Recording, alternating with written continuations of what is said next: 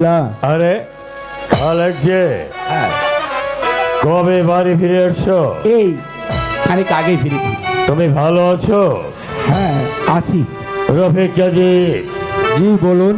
আমি গিয়েছিলাম কাল ইঞ্জিনের বনে শিকারে খেলতে। হ্যাঁ হ্যাঁ শিকারে খেলতে খেলতে আমার বড্ড পানি পিপাসা হয়। পানি পিপাসা নিবারণ স্বার্থে আমি ছুটে এলাম তোমার বৈঠকখানায়।